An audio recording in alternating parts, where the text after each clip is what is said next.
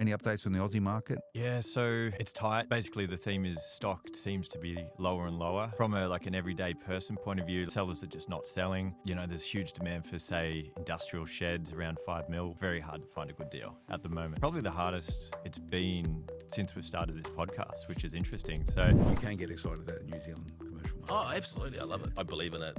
I'm invested.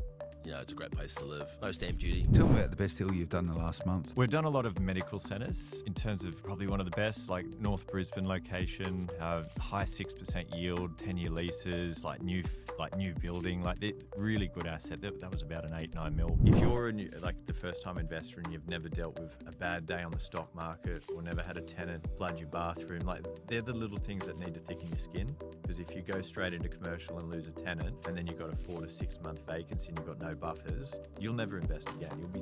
Hi everyone, how you going? Phil Tarrant, I'm the host of Inside Commercial Property with Rethink Investing, joined by Scott O'Neill, Director, Founder, Rethink Investing. How you going, Scott? Good, mate. Good to be here again. It's good to see you, mate. And I've been curious about what you guys have been up to recently.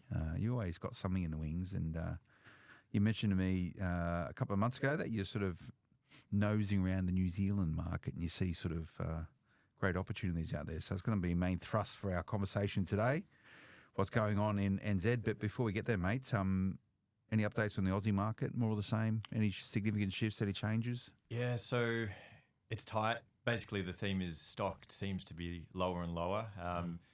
From an everyday person point of view, where we're dealing with, that's sort of the $1, $2, $3, $4, $5 million price points. They're almost as tight as I've ever seen them. Sellers are just not selling. There's huge demand for, say, industrial sheds around 5 mil. It's very hard to find a good deal at the moment. Probably the hardest it's been since we've started this podcast, which is interesting. So I think the lack of an interest rate cut is meaning sellers aren't keen to test the market, and there's not much reason to sell if you're already in the market where you're going to put your money. I don't know. It's tight. So we're seeing growth. Yields are getting better in some areas to contradict that comment, but that's more so increases in yields in, say, the CBD markets. Sydney is a market now where we're actively buying in above 6% net almost weekly or every second week at the moment. That's almost the best yields I've seen since 2017.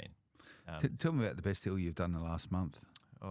So we've done a lot of medical centres in terms of probably one of the best, North Brisbane location, high 6% yield, 10-year leases, new building, really good asset. That was about an 8-9 mil type price point. You can get lucky with industrial assets, sort of 2, 3, 4 mil if you go a bit regional, and you can see there's often 20% upside in them. Everyone wants those though, but they're quite rare. We're looking for an office for Rethink around Sydney. I was talking to our guest, Todd, just before about differences in the office markets. A premium office is so hard to find at the moment. But secondary office, the lower quality stuff, they're there for days. There's so much selection, they're not going to fill them, basically. I was chatting to a guy this morning. We were recording this in North Sydney. He said he just did a lease deal in North Sydney, already completely fitted out, brand new fit out, but hasn't been used for the last 2 years after post-COVID. So pretty much brand new fit out straight into it, 40% incentive on it, all cash. I was just 40% sounds high. They've obviously manufactured up the price to give 40% away. I thought that was big though. Well, when I saw walk into your office here today, there was for lease signs on great corner location, street frontage, around the east, that doesn't exist, for example. So there's a lot of stock around North Sydney at the moment. This is the centre of the world now, mate. You're getting train stations coming in, and there's bars and discotheques opening, sort of place that you'd frequent on a Friday night. Discotheques. I like it, mate. Discotheque. Anyway, we're not here to talk about How old are you, Phil? I was going to say that show your age, but they're always going to be called a discotheque. Different generation. We're not here to talk about the Australian market. We're here to talk about New Zealand, and I know you guys have been acting and operating in there. So I know you scratched your head and you explored the whole of the New Zealand market to find us a good guest what you've come up with. You ended up with me, is that what I'm saying? With Todd Lauchlan, who's the managing director of JLL New Zealand, Sorry, Jones Scott. Lang LaSalle. So we're scratching the bottom of the barrel. Yeah, Number one, getting a absolutely. Kiwi in, and number two, the guy that heads up Jones Lang LaSalle in New Zealand. Welcome to the show. What an introduction. Thanks. Well, I Scott. know you're probably a bit nervous because there's probably more people tune into this podcast what there is population New Zealand, but I've got more sheep, though. Maybe. I had to get that joke out earlier, didn't I, about the sheep? no, thanks, mate. I know, No, I know you're appreciate it. super busy, and thanks, mate. Have you come out just to do this? Or are you out here No, doing no, I'm other here stuff? for a couple of other reasons. So I've Okay. got a client looking to sell an asset in Tauranga, Yeah. which is part of our Golden Triangle. And we've got another client of ours in Wellington who's looking at selling a big land parcel there. So busy doing all that other stuff, but great to see you and Scott. Yeah. Actually, listening to you talking about the market, it felt like I was back in time, about 12 months. Because we're probably a little bit further ahead with our interest rates being so high over the last sort of 18, 24 months. Yeah. It's really put the squeeze on. So both the general economy and I think some of our vendors are probably a bit more motivated. I think, like, before we jump on, the interest rate is one of the main reasons I'm seeing there's great opportunities for New Zealand because they went up a lot higher than us. Like, what are you sitting at? 5.25. Our OCR is 5.5. 5.5. Yeah. You know, that's a lot higher than ours, and you've had bigger price corrections. And Yeah. the talk is interest rates are going to come faster and harder than Australia. So there's a faster improving situation there than Australia. Like, we're not going to get our rate cut as soon as we wanted. Well, they reckon middle of next year. Depends who you listen to Yeah. now. But the last time I was actually in New Zealand was in March of this year, and I think it was the day when New Zealand formally went into a recession. I remember that was a headline for me. And I want to sort of touch on the economy a little bit because as what myself and Scott chat about all the time is commercial finance or commercial property is directly and intrinsically connected with business, right? And economic help of the nation. So what's it like out there at the moment? I'm out there again next month, so I'll get a read of it personally. But It's tough. yeah. Legitimately tough. There's actually really a lot of pain out there. In the household sector, in the business sector, we've had a per capita recession for probably 2 years now. Yeah. So we've had a lot of immigration, but on a per capita basis, our economy's been going backwards for probably about 18, 24 months. We've got, consumer spending's been down for 8 quarters in a row. So it's been a tough operating environment if you're a retailer. But there's, obviously good businesses performing well. We've still got demand coming through in immigration. There's still aspects of our economy that are going fine. Changing government, which is a big piece as well. So we've obviously pushed to a coalition which is much more business friendly, but they've been delivering a lot of cuts across the government sector. So that whole piece is really coming through, and that's actually meant that we've got our CPI number right down to that was, I think, at the peak 6.5%, 7%. Like most recent reading was 3.3, and that's meant that all the banks now, all the major trading banks are saying we're calling the market down for interest rates. So likely to have a cut October, November, and might see as much as 200 basis points of cuts over the next 18 months. 200 basis points. Which is a big dial mover for the commercial market. So, Yeah. That's from a buying point of view, if you're thinking you've got your buyer's agency hat on for your client base, Scott, there's probably a significant opportunity out there still. Yeah, And it has been very tightly held, particularly that industrial space. Yeah, we'll get into the different asset classes. I was just trying to get a holistic view of things because I'm quite dialed in with the New Zealand market. I like Kiwis, you're good people, despite the fact that we don't We like always Aussies, see mate, always. mostly. It's all good. And I know our market's much larger than yours, but there is a commercial market in New Zealand, isn't Sure, there? absolutely there is, yeah. So you said that some businesses are doing well, some doing less well. So Sure. what sectors of the economy, from a business point of view, are really performing at the moment? You've always got, the resources sector normally performs sort of okay, but Yeah, I think underlying our economy has always been agriculture. So the dairy price is very important for us. What we sell our sheep and beef for is very important for us. We've got a big forestry sector. That's always important. And obviously with the Kiwi dollar being low, commodity prices been relatively strong. So that's been doing fine. Big piece of our foreign exchange earning is tourism. So that still hasn't got to where it was in 2019. So the Americans are above where they were. Australians are as well. So we've probably got 20% more tourists coming from Australia or America than we had pre-COVID. But we haven't had the Chinese back. Chinese tourists aren't coming in. Just haven't had them back. So that's had a bit of an impact. But I would say, if you're talking about where it's tough, retail. Car sales down 40%. year on year.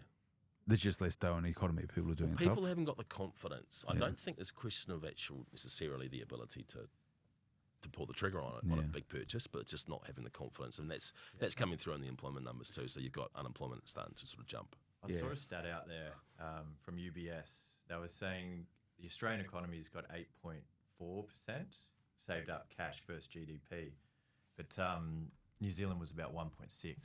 Okay. So they got far less cash in banks, and a lot of that would be to do with what's happened with the property market. The interest rates kind of sucked it up more, because a lot of them said they went too hard, didn't they, back in the day? But now you're going to get a rate cut quicker, so it's different perspectives really.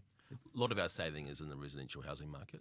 So a lot of the I think the boomer generation, let's call them that, and even so much I think probably even our generation, those in us in the 40s and 50s, have put money into residential property. So the saving rate probably doesn't necessarily represent the asset base, but we don't have a compulsory super. We've only got voluntary super, so we don't have that industry as well. So Yeah, I guess it's a sort of sentiment or a confidence level in that if most people have their wealth tied up in their resi property, their principal place of residence and or investment properties, and property hasn't performed like it has done. If you're in the market 10 years ago in New Zealand resi property, you probably did pretty well. But if you entered the market the last couple of years, you're probably not feeling that wealthy at the moment. People are preserving that and probably not actioning it. So, But commercial property, what's the transition really like?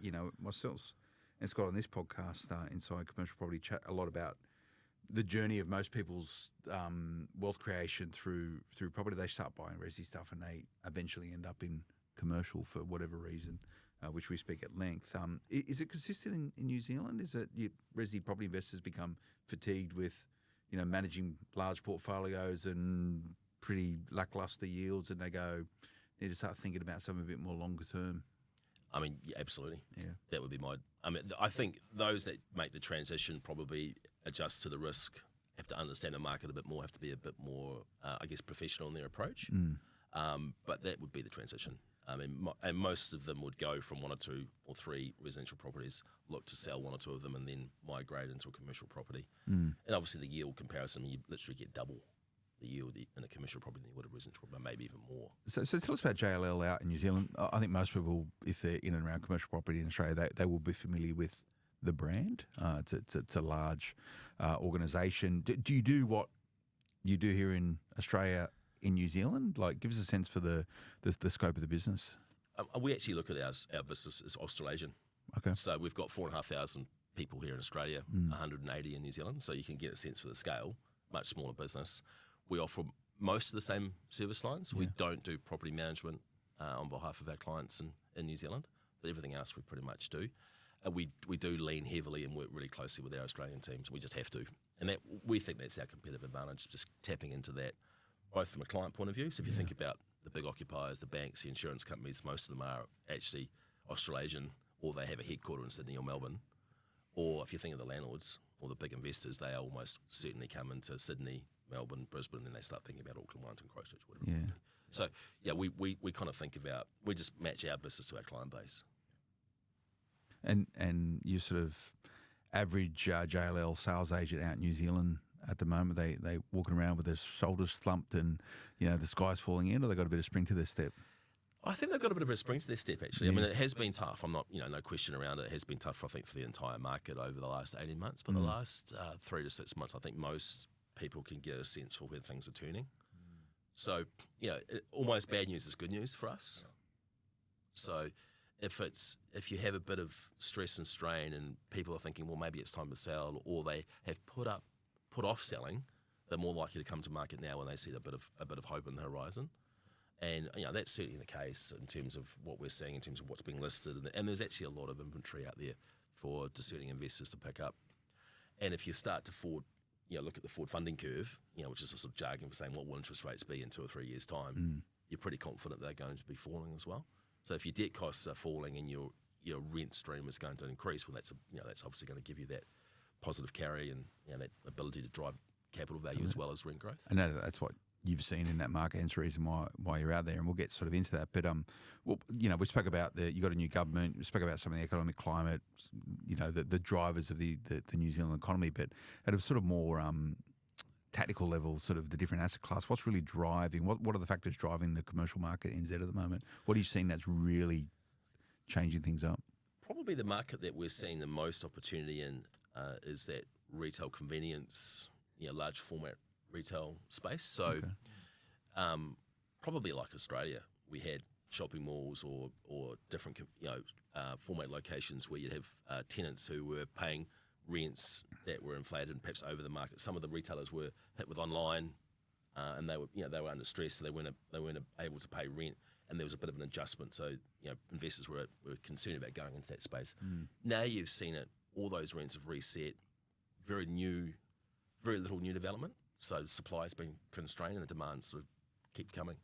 So your supermarkets, your Harvey Normans, your Briscoes, your Farmers, the big players in our retail space have done really quite well over the last 2 or 3 years, and that property that houses them has done really, really well. And you're getting good yields, often with large land banks, so a potential for additional development, and good locations that if you want to try and build that again or buy that land again or build that property again, you just couldn't. It's too expensive.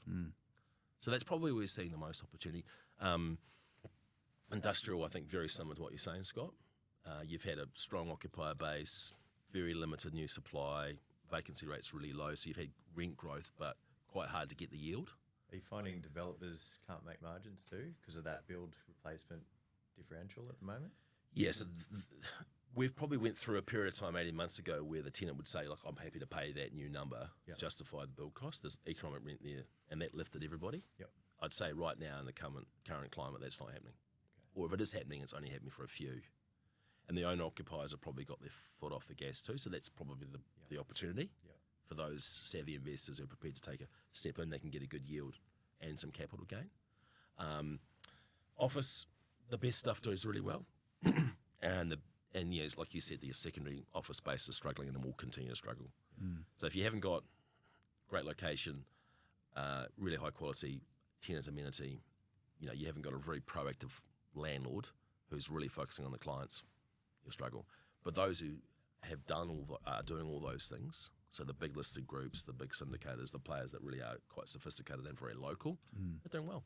Yeah, I was going to ask you who's holding these blue chip assets. So you have these sort of big syndicates and listed players in Australia. Obviously, our super funds own all the blue chip assets. What's the the sort of client base that Scott works with, which would be sort of a couple $1 million to probably 50 to 100, right? I'm sort of generalising there. Like, what does it look like in New Zealand? You've got a lot of private investors buying that sort of stuff. Yeah, so very similar to Australia by the sounds of it. Yeah. So that sort of 2 to 10 to 15 would almost exclusively be privates.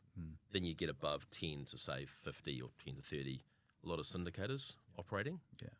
Unlisted funds. Like real structured syndicators? Absolutely. And we have Centuria, for example, who are both obviously big here. And local players like Oyster, PMG, Macassey Properties are all very sophisticated, large, more than sort of $2-3 billion portfolios of syndicated assets that they've got for different groups of investors. And then when you get above that, you've got the listed groups.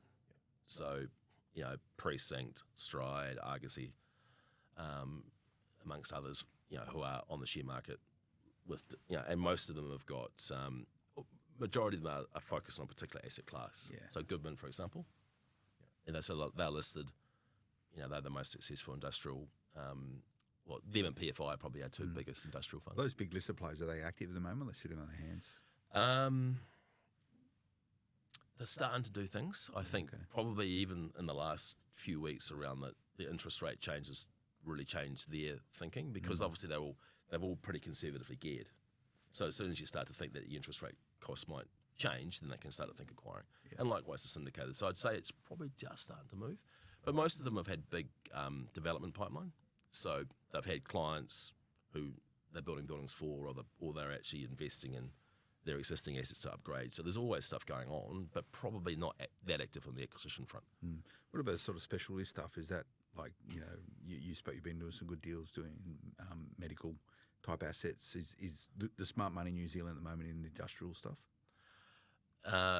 It has been historically. Yeah. I think there is like purpose-built student accommodation, purpose-built medical facilities. I'd say is a sector that's really got a lot of opportunity. Okay. So because we've got real challenges around healthcare, property, just having the right facilities. We've got deficits in that space, and we're getting a lot of students. I mean, I think it's the same here, right? You've almost, in fact, the politics around that is almost a bit controversial, isn't it? Almost too many students. So, I would say each of our universities is looking to build more student accommodation. Yeah, they need it, right? It's such a revenue. They driver. need it. I mean, without the accommodation, people just won't come. Yeah, it's our biggest export outside of the stuff that we dig out of the ground. Well, and the comparison is almost like for like. It's just that you've probably been, I think, Sydney, Melbourne particularly, have been very successful, and we've got to catch up. Yeah, and you spoke about the Golden Triangle. I must admit I'm not that familiar with specific markets inside New Zealand, but I would say that it's probably a little bit different in Australia because we have Sydney, Brisbane, Melbourne, massive, big capital cities. In New Zealand, you'd have Auckland and Wellington. You're probably two bigger cities, but then you've got large Christchurch. And Christchurch. Then you've got sort of larger regional areas like Dunedin and Hamilton, all these sort of places, Tauranga, right? Does it matter where you're investing in New Zealand in terms of commercial property? Look, I think there's opportunities everywhere. I would almost compare Sydney to Auckland. Yep. And Melbourne's probably a bit more like Christchurch. So flat, lots of land, so hard to get the rent increases, hard to get the capital growth because you can always go and build a facility up the road. Where in Sydney, eastern suburbs tightly held, Auckland, our Auckland areas are very tightly held, so you just can't get the land. Your construction costs can be quite expensive. The demand is there, but so you'll probably get more capital growth. So you trade off a lower yield for a higher cap growth in those locations. So Hamilton's probably more like Melbourne and Christchurch, so flat land. So it does come down to where you want to buy, whether you want a good solid cash flow and not so focused on the capital growth, or whether you want a bit of both. So what we're finding is we don't have capital gains tax in New Zealand, right? So that's another reason why often the property deals that are done are actually more focused on that capital gain. Yeah, and that's encouraging to know. It might be attractive mechanism for Australians sort of operating out there. But I guess out in New Zealand also, you've got places like Christchurch. You've got issues with like earthquakes and stuff like these environmental factors. Does that change the playing field? It definitely does, and I think you'll find that. I mean, Christchurch almost had to be rebuilt. So over the last 12, 13, 14 years, the city's been rebuilt. So you've got a whole lot of property that's brand new, absolutely fit for purpose, fully at code, well leased, to the clients that you'd be very comfortable with. Whereas if you've got an older property, then you have to do your homework. And I think part of your process, no doubt, is going to think about seismic. Yeah, get the engineers out, and because it affects lending and everything, doesn't it? It's like a flood zone for us in Australia. There's restrictions, and if you get the wrong building, Postcode restrictions, you're stuffed. Yeah, right. You actually can't get lending. Yeah, if you haven't got the right seismic, it's called a detailed seismic assessment, which is the engineer's vernacular for a report that the bank will look at. If they haven't got the right rating, you won't get the money. So that obviously means you've got a market where it's new at code that trades at this level, and then you've got a market that sits below that. And I think that's probably a big similar to Brisbane in a way, isn't it? Like you've got your flood industrial areas, and then the non-flood. There's about 1% or 1.5% difference in yield just between the two flood risk rates. You don't touch flood-prone stuff. No. Look, on occasions we buy in a technical flood zone, but you can get surveyors out and prove it wasn't ever flooded because they did put a factor of safety on the maps in areas, so you can get a harsh rating. But nothing that's got wet to the point where the roof's underwater. Like never. Yeah. It's just not worth it. Well, you said about yields, and I'm just curious. I know you've spent quite a lot of time outside of New Zealand, in Asia. How different is the market from what you see in other parts of the world? From a yielding perspective, is it pretty much the same as everywhere else, just a bit more of a smaller market? I don't want to generalise, but I'm just trying to work out how different it is out in New Zealand. New Zealand's more like Australia than the markets I was at. Yeah. I would say as a generalisation. I mean, I was sort of emerging markets, so I spent 7 years in Indonesia, 4 years in India, 18 months in China. Okay. So the investor base there that was buying in property would often buy for a yield significantly lower than they can get in the bank, which they would almost very rarely get any debt. Yeah. So I can't even try to start to explain that to you, but mostly there was different reasons for buying, and it was linked to the capital gain and obviously a bit of an inflation hedge. So what type of yields would you get in Indonesia, generalising versus New Zealand? India? I mean, Jakarta office, I think you'd probably still be at 6%. Okay. But your lending rate's probably 8 or 9. I mean, I was actually up there relatively recently. So it's a capital growth play? It is, and I think it doesn't. It's not really a rational market in the way that we think about it. It's often not a geared play for the investors. Whereas if you go to, the more comparable market is probably Japan, and I've never worked there. But you still have interest rates there. Your total cost of debt there would be sub 2, like it could be 1.5, and your yields might be 3.5, 4. And you could have, so there's been a huge amount of capital deployed by all the big players in Japan over the last 18 months, or in fact, probably 2 or 3 years. And they've all made really good returns based on the fact that a little bit of inflation in Japan has meant that the negative interest rates have gone off the table and people have gone back into property. So, it wasn't that long ago that we were talking about negative interest rates, right? Yeah. Imagine. So, if that's the case, I think your investors will be happy, Scott. Do you miss the hustle and bustle of commercial property in Asia? Very different than I miss it, but it was... right place, right time. Yeah, I think so. And also, it's not just me, right? Both. I've got wife and 2 kids who went. My son was born in Dubai. My daughter was a 9-month-old when we left to the Middle East. So, they were living their entire life overseas, and my poor long-suffering wife came with me, right? So, I was quite happy, I think, to come home. But you can get excited about New Zealand commercial market. Oh, absolutely, I love it. I mean, I believe in it. I'm invested. It's a great place to live. No stamp duty, no cap gains tax. We've got opportunity there, but it's like every market, you've got to do your homework, right? Yeah. Answer is wine, and from what I understand, you're sort of expanding interest out in New Zealand. There doesn't seem to be really anyone that does what you do out there at the sort of maybe the same scale of sophistication, operating the market you operate. What do you need? What do you need? Like, how much do you need to actually buy good commercial assets in New Zealand? I think you're probably total investment, anything 800,000 to $1 million up, I'd say you could buy something reasonably good. Yeah. Yep. That's affordable. So you could, and let's say you borrowed half of that. I mean, I think I often say to our client base is that the higher you go, the more above the clouds you are in terms of what, and that's probably the same here, all right? So if you're talking 10 or 15 million, you're competing with a lot less other buyers. If you're talking 1 million, then you're actually competing with the owner occupiers often.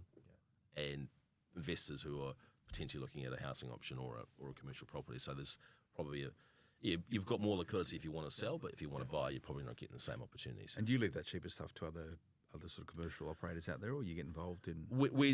I think some of our younger crew get involved, right through the market because they want to service that entire, and we are very patch focused. So we will look at the city and say, depending on the product type, we will split this up and make sure we've got patch specialists.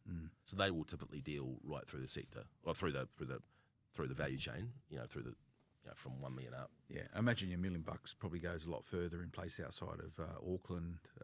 $1 million in Christchurch, bricks and mortar would be, I'm not sure what the square metre rates would be, but that would be significantly less than you'd be paying in Sydney or Melbourne, I'm sure. Yeah. And your dollar does go further. Like we've been telling clients in Australia, it's a higher price point because lending's tougher over there. You work off 50, 60, maybe 70%, but probably go off 60. So you need to bring about $500,000 over, which would be, 450 Aussie, 450 cash Aussie. So, you still need cash, and the lending is the tricky bit. But you get a pretty good asset, like comparably to Australia, for $1 million. Like you said, you go to Christchurch or South Island somewhere, or a bit more regional, and you could probably get twice the industrial shed size compared to Brisbane or some of these other eastern state areas. So yeah, it's good value. What do you reckon about these Aussies coming skulking around your commercial market? I'm not sure. Yeah, it's a good word. Very parochial, right? Yeah. No, I mean, look, we're an American business. Yeah. We've been there since 1986. And we are. We truly think we're a global business, and we will deal with anybody and everybody. We're believers in the country. No question. There'll be some questions asked. What are these guys here? Are they serious? Are they going to commit to this market? How long are they going to be here for? But at the end of the day, we're a results business, right? You guys are doing transactions. I would say you'd be absolutely welcome with open arms. I mean, it's even sometimes challenging for an Auckland to go to Christchurch, right? Or the Victoria versus Queensland versus New South Wales. You get proclism everywhere. I think it's just the reality. Our view is that, and we've got a government right now that I would say, particularly David Seymour, who's one of the smaller coalition partners or the head of the ACT Party, who says, look, we want to open the market up to private investment. We want to bring capital. And if you're going to bring it, why wouldn't you bring it from 3 hours away rather than the other side of the world, right? So, well, the Yanks like New Zealand these days. I think sort of post pandemic, they've gone, hang on a second, this is not a bad place to park your dough and sort of create value and also have a nice life. Yeah, I mean, we've always had some significant players, American players. I mean, before COVID, but more so more recently. I mean, our hotel market above $10 million, 60% is owned by Asian investors, for example. Okay. To give you an idea of how much foreign money we've had historically. Yeah, we've had big overseas players in our market since the 80s. And that's just for us, it creates liquidity. That's what you need. That's what you want. We need it. Yeah. And you can get in, you can get out. I mean, at the end of the day, if you want to put $1 in, you take your $2 out, right? You want to make sure you can do that. That's probably a question for you. And I know you sort of, you're in New Zealand, from what I understand, to sort of help Kiwis transact commercial property more effectively, but there's obviously opportunities for Kiwis to invest in Australia and vice versa. How hard is it to sort of move your dial around between the two countries? Look, it's not hard. Most banks in Australia kind of exist in New Zealand as well. So you get onto your business bank, call them, set up an account. You can get your money there pretty easily. From a lending point of view, you can do standalone deals there. Yeah. So you can just do it off. You normally need about 1.5% interest rate cover. So if you're working off a 50% loan, it's pretty easy to get, really. Like, do a $2 million loan. You've got to cover 135 grand of net rent on that one. Sorry, if it's $1 million loan, so if you bring $1 million cash, buy a $2 million asset, you need about 135 in net rent to cover that loan, and then you're in. So you can get the local funding. We've found that most people, because we've only been there for about a couple of months, and we're doing deals every week there, but they're all New Zealanders, and expats as well. So there's not many Australians yet coming over, which is surprising. But we were always being asked for years about can Rethink help the New Zealand, because they do listen to this podcast. Because like Todd mentioned, it's such a similar market. It's we're at different speeds, different parts of the curve, different interest rates, but industrial properties are performing exactly the same as they are on the East Coast. It's the regional markets have their own dynamics similar to what played out in COVID in Australia.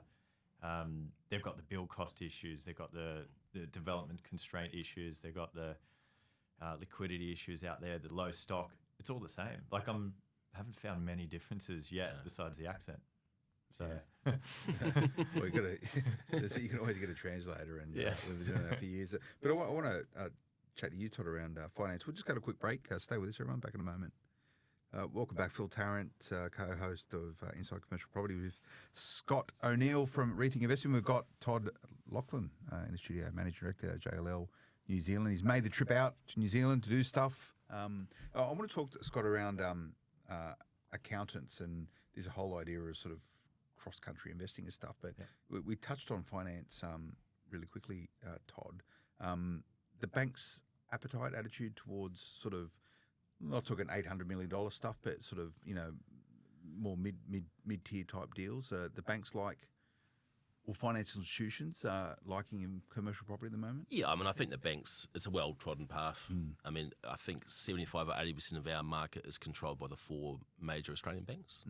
So ANZ, Westpac, ASB, and so what's BNZ? So BNZ, so NAB owns BNZ. Westpac, ANZ, and I can't think the other one is. Anyway, it'll come to me. But anyway, they control 80% of the market, and I would say the commercial property lending sector still is predominantly through those 4 major players. But we've got a number of large Chinese banks who've been lending into the commercial space.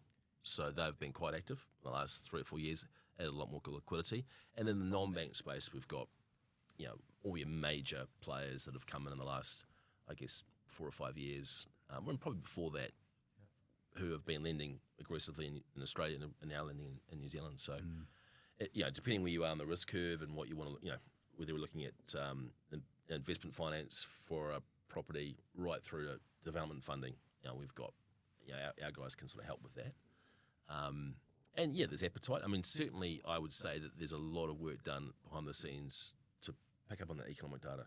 like you're talking about, Phil, and saying, well, how's my risk going forward? How's the residential market going to be like if I'm selling out a development? Can I, is the interest rate going to fall? What's the strength of the covenant? Does it tick the box from a seismic point of view? All those things. The bank's pretty focused on all that and quite conservative. And I think it's served us well, right? So we haven't got an overbuilt sector. None of our markets are overbuilt. Yeah. That's a good thing. Yeah. And you've got a new government, and I know the last government was quite polarising, particularly through the COVID pandemic. You've sort of given a pathway for what you think the future's going to look like in terms of interest rates and economic recovery, if you want to call it that, in New Zealand. I know the previous government sort of really more than tinkered with policies around property investment, particularly in resi, which hammered a lot of investors. I know Kiwi property investors, resi, just still trying to recover for it, and the pathway back to what it was like prior to them forming government still many years away, and the current government, the new government, is still sort of probably not being as aggressive what they would normally like to be. Yeah, I mean, long-term predictions. Imagine you guys must be dialed in pretty well with various mechanisms of government. The last government, I think, that they would have with some pretty big challenges around COVID, and made some decisions that were made. I think the new government, I guess, looking forward, is much more around private investment, business focus. Understand that you have to make a return, but you want to bring the investment in, and that's not just capital. That's just occupiers. That's just any economic development that can drive opportunity and growth. So I think from an economic recovery point of view and a growth point of view, and drives the demand for any of our sectors, positive. Right now, tough, because they've been cutting a lot of government government staff, particularly in Wellington's been heavily impacted there. It's a tough economy. So you really are seeing some stress and strain out there. But in terms of the sort of 1 to 3 year, 5 year sort of view, really quite strong, I think. Very business friendly environment, I would say. Is there anywhere where you wouldn't be investing in commercial property in New Zealand at the moment? You speak about Wellington, for example, with downsizing the government, which I imagine a lot of people are saying that's the right thing to do anyway, right? It's probably overcooked, but anywhere you stay away from? I think if you're staying, I would stay away from secondary office, and you could probably have exactly the same comment, couldn't you, Scott? Because there will be people that buy a secondary office and make money, but there will be people that buy it with a clear view of where they want to take that asset, they want to refurbish it, upgrade it, bring in new tenants, deliver a whole lot of amenity, do great fit-out deals or whatever it might be. It's a very hands-on, entrepreneurial space. If you're looking at a return with a bit of capital gain, I would stay away from that. Maybe go in with someone who has a fund who might want to do that. That's fine. That would be a space I'd stay away from. But I think if you're talking industrial locations, particularly in Auckland, Hamilton, Christchurch, where the areas are already mature, there's a scarcity of land, the demand's clear, the economy's supporting that. You're buying a good property in a good location. You've probably seen the same usual drivers rules sitting here around industrial and warehousing. It's just more people doing online shopping, more people working from home, still this COVID, flexible working conditions and all this sort of stuff. Like, it's pretty much another segment of the Australian market. It is. Yeah. The difference maybe is that, for example, Christchurch, it's most people it's a 10 or 15 minute commute. There's virtually no work from home. Because if you can get to the office in 10 minutes, You should be in the office. you can bike or drive there in 10 minutes. Or you just go to the office because people want to be around other people, right? That's how stuff gets done. That's how value gets created. That's how innovation works, right? So I think where you're seeing it, it's probably a bit like Melbourne and Sydney. If you've got an hour and a half or an hour commute, maybe you make the call to come in 3 days a week and stay home for 2, and you manage it by teams or whatever. But so I think it's actually more to do with the geography of the location. We have our stats for our business, so I can see who's in the office. It's anonymised, but I can see what our occupancy rates are.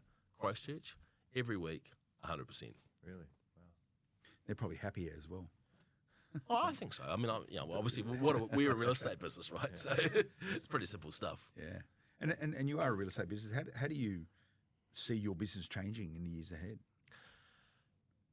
I think JLL as a business has invested heavily in technology and around developing and training its people, because I think we know that there's so much change coming.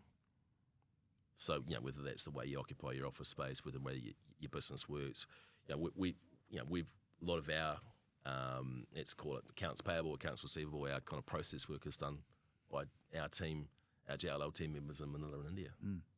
We've got a whole team in India that's just focused on how we can leverage AI to improve our best practice around delivering whatever it might be for clients. So I think a lot of it will be around technology, but it'll always be the people piece. It's always going to be around connecting with people. I mean, if Scott doesn't trust me to sell his property, then it doesn't matter what technology I've got on my iPad or my phone or what I'm doing online. It doesn't matter, right? It's a conversation now around trust. So ultimately, and we're very much around team, and we think of ourselves in a positive way as the seventh state. So we're part of the Aussie team. We absolutely collaborate with them. We leverage that platform. Yeah. And if we don't do that, then we're failing our clients. But it'd be silly not to do that, because you have similar funding arrangements, same banks, same market conditions, largely probably similar customers or the same customers. Yep. It makes sense. How have you find, Scott, sort of access to the New Zealand market from, has it largely emulated what you do here? Have they been, the fact that you've got Toddy is probably a good sense for accessibility, and JLL being a big organisation, but they've been open arms for what you're trying to do. They understand what you're trying to do? It's been really positive. To be honest, a lot better than I thought. Because I thought there'd be a bit of pushback just from, a new person entering the market. We don't know what we're doing because we're Australian, that type of thing. But it's been really positive. There's some comments you see on Facebook, because we're in the big Facebook chat groups and stuff like that, going, they're very negative, a lot of the locals. And these probably are non-investors, by the way. These are just in big chat groups where they're like, oh, the economy's tanking, all that kind of stuff. It's the exact same stuff we were hearing in Australia 5-10 years ago, because commercial, I'll quote one person, someone said, you only go into commercial if you want to go broke. And I remember that same comment 10 years ago in Australia, because it was just unknown that all the myths of no capital growth, and we're getting figures for New Zealand, and it's looking, and the capital growth rates are basically quite similar to Australia for commercial long term. And why do they think it does get no capital growth? Is that a residential agent spitting this stuff out? I don't know. But yields are great. Our negotiation power is a lot better. That's in Australia. We're losing 80% of our deals because we want good yields. We want, the best of what we can get. But and then people aren't selling because they'll go talk to their accountant and they'll go, oh, the capital gains tax is going to make it not economically viable for you to sell.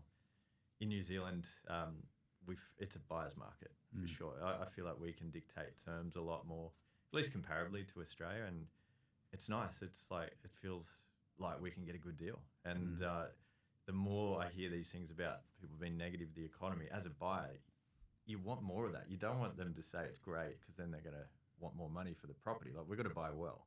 That's the fundamental of getting into. So do you think you can buy better in New Zealand than what you can in Australia at the moment? Without a doubt, yeah. So for those Aussies in and tuning in this going, oh, that sounds pretty good. Why, me, for example, I'm already thinking maybe I'd buy something in New Zealand. Why would I be in New Zealand and not here?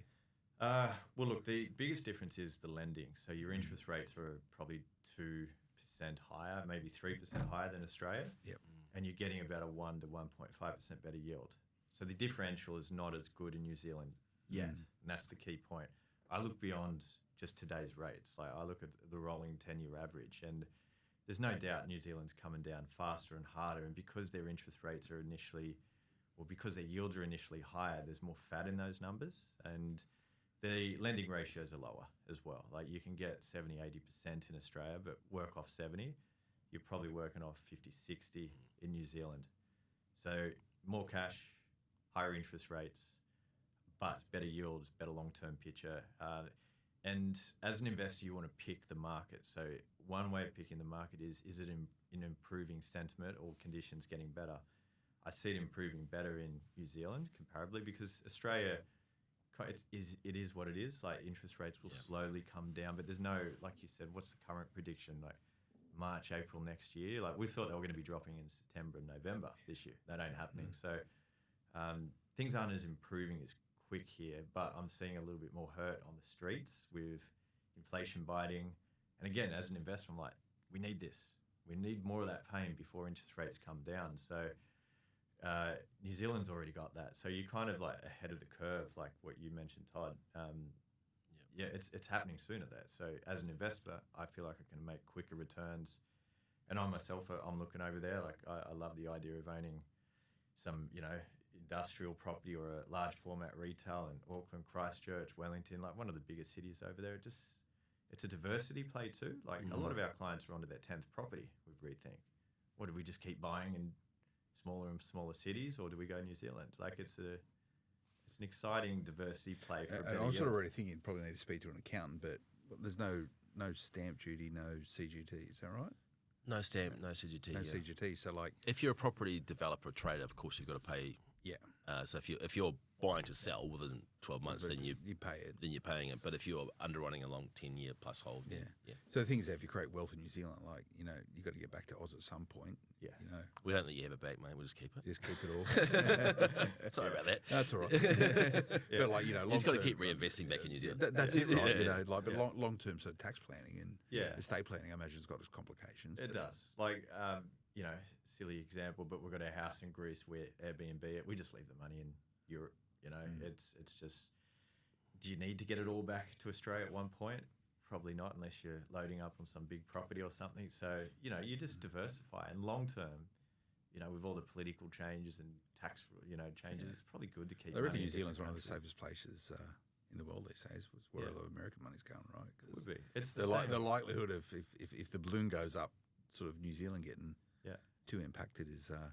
Well, they are one of the most unique places on earth, just like Australia, is you can fix any recession with immigration. Yeah. There is so many people that want to live in New Zealand for good reason, and you just open the gates and rich migrants come and most There you go. problems are fixed. Make it easy. You need the right government, right, to facilitate that. But Todd, we always finish our podcast with burning questions. Burning questions, okay. And the team over at Rethink's actually gone and knowing that we had a very important guest coming in from New Zealand. Specifically went out there and there's heaps of them come in and the team's given me 5 of them. We'll get through them, I reckon, really quickly just to round out this podcast. Some of these people might go, that sounds a bit basic, but, I'm still learning about New Zealand market, so I'd benefit from insights on it. As is Scott, you're always learning, no doubt, what's going on. So the first question is, how does NZ stack up against Australian purchases, risk associated for Aussie buyers? We've sort of covered a lot of that, but it's... I think there are risks in New Zealand that you wouldn't necessarily. I think seismic was the obvious, wouldn't necessarily see in Australia. So I think that was one obvious one. And I think like any market, you really have to understand, the drivers for the demand. Yeah. And how likely you are to see some competition popping up in your little sub-district. So, but I don't think that's different to Australia. I think that you'd find that anywhere. Risk-wise, I think I agree with Scott. The Reserve Bank governor came out and said we're effectively going to have to induce a recession. So it's not often you hear that, but he's done it. So we're in a technical recession on a nominal basis because we've had such big immigration, but on a per capita basis, we've been in one for, as I said to you already, a number of quarters, and that's really having an impact on businesses and on households.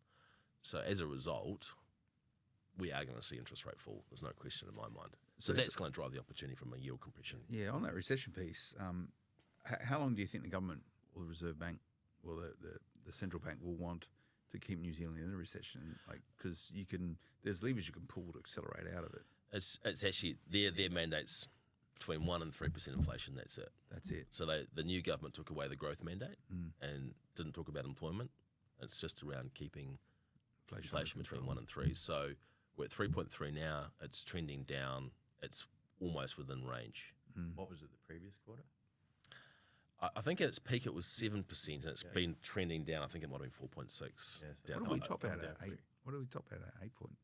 High sevens. High 7. Yeah, so I very think similar. 7.6 Yeah. from memory. Yeah, there you go. So you're very Maybe similar. 8 points. Yeah, and ours are sticking around longer than they thought. Well, because what's your equivalent of the OCR? You've got funds rate here, isn't it? Official cash rate. Yeah, cash rate. Yeah, There's 4 something, isn't it? yeah, 4.45. It's a bit sticky, yeah. It's trending down, but not as fast as they like because all sorts of issues like, even government spending's a big one they're blaming on at the moment, isn't it? It's Yeah. all sorts of political things, but The union movement's the biggest problem now. It's Yeah. causing the biggest there you go. problems around inflation and building materials and Yeah. costs and stuff. But Well, anyway, building costs are coming down for the first time in a long time, so that's positive for supply. Yeah, I was talking to one of my clients today. Actually, he said they bid a project where they had cost numbers for 22, and the figures came in 10% less than what they estimated for 22, not including any of the contingency. okay. So they're actually seeing Materials or labour or a bit of both? everything. Yeah. Yeah. So I mean, that just shows you how tough it is out there. So I mean, that's not necessarily a great sign from an economy point of view, but obviously from a construction point of view, suddenly your feasibility for new developments makes more sense. Yeah. We sort of covered this very quickly. What's the LVR in New Zealand market? A bit basic, but the LVRs are tighter on lending out there. 50 to 70, Yeah. work off 60. So that's why I say to an Australian or a New Zealand resident, like $500,000 cash will get you into a decent property. You can do it with less, but you just want to be safe with the lending scenario because it depends on the asset class. Like Todd mentioned, there's a different ruling for industrial or big business type tenants versus if you're buying a mechanic in out in a regional area. So it's more cash required, and that is one of the potential things that could improve because the lending is much tougher than Australia. And it's like, being an outsider looking at Australia versus New Zealand, I feel like there's more room to improve there. The banks are almost overly harsh there. Australia, they've been a lot more bullish on commercial property. So remember, it's the trend that you want to buy into. If they're going to trend to lend a little bit more or be a little bit easier in the interest rate, there's a lot of upside in growth. So, that's why I'd put my money personally into New Zealand because we're buying at the worst point. So it feels like there's just upside. Can you invest in Aussie super in New Zealand?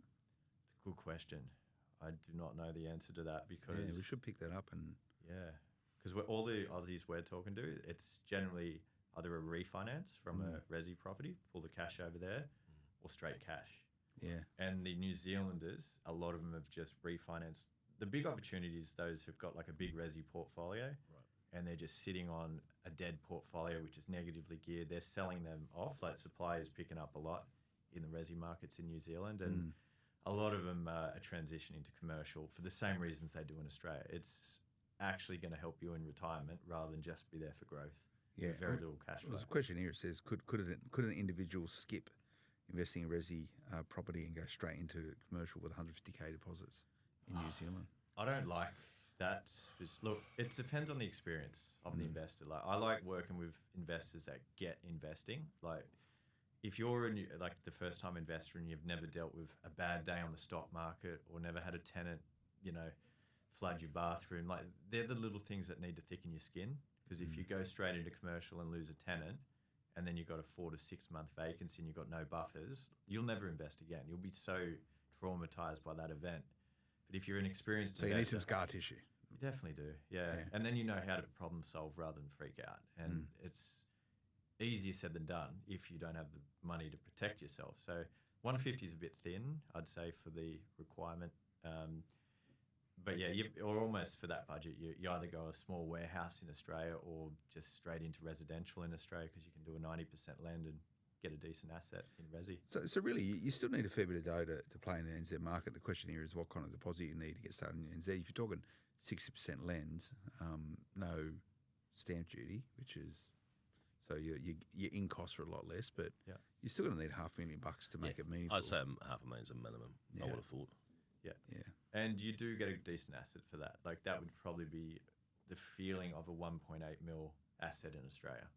So you can get your freeholds. You not often. Mostly it's well located strata for that money, but you just want the quality. Like we always say in commercial, it's not about just going regional to get you need a good tenant. You need the right location. The banks are going to support it now and into the future. And sometimes a good quality strata is all you need for that budget. Probably consistent no matter where you invest, right? I think so. Yeah. Cool. Well, interesting, Scott, that you're out there doing what you're doing. It's good to get sort of from the horse's mouth exactly what's happening out there. I'll sort of conclude with this sort of question, Todd. Fast forward a year and you're back in the studio. What do you think we'll be talking about?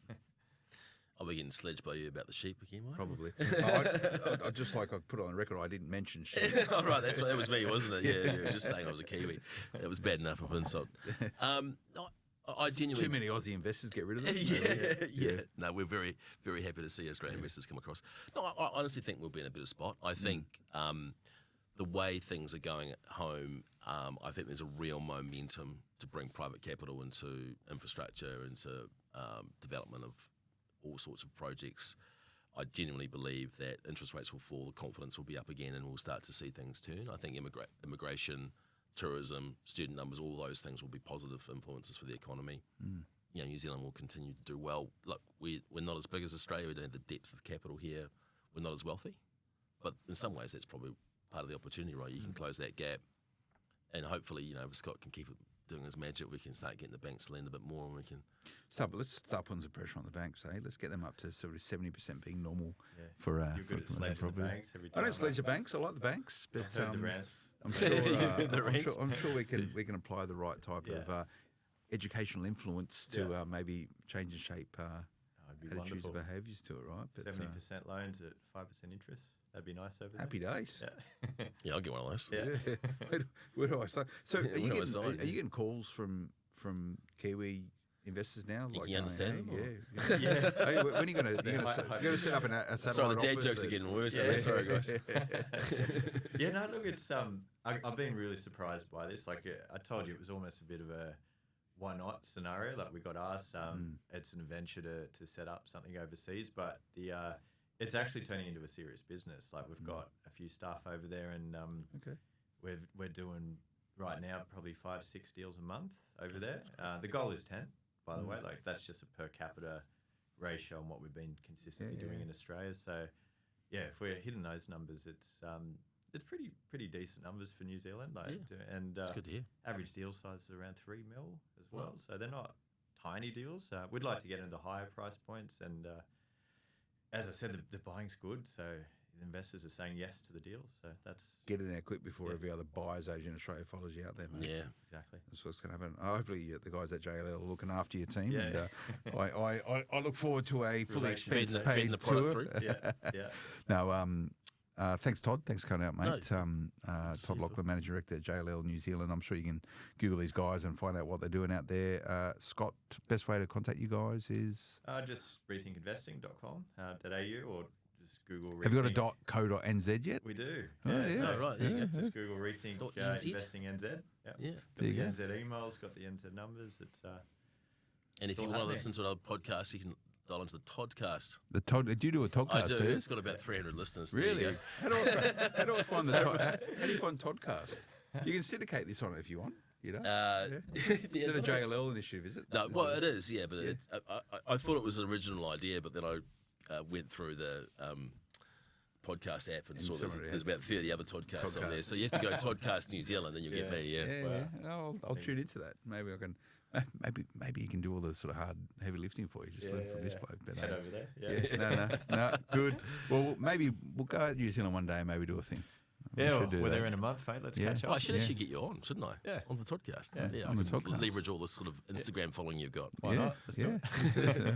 Well, thanks for tuning in, everyone. I hope you feel a lot more informed about what's going on in New Zealand. It's sparked my interest personally. I need to get some more commercial property. I'm sick of resi stuff, as Scott knows, but maybe I'll have a little go in New Zealand. Let's watch this space. Thanks for tuning in. We'll see you next time. Until then, bye-bye. Cool. Thank you. Good stuff.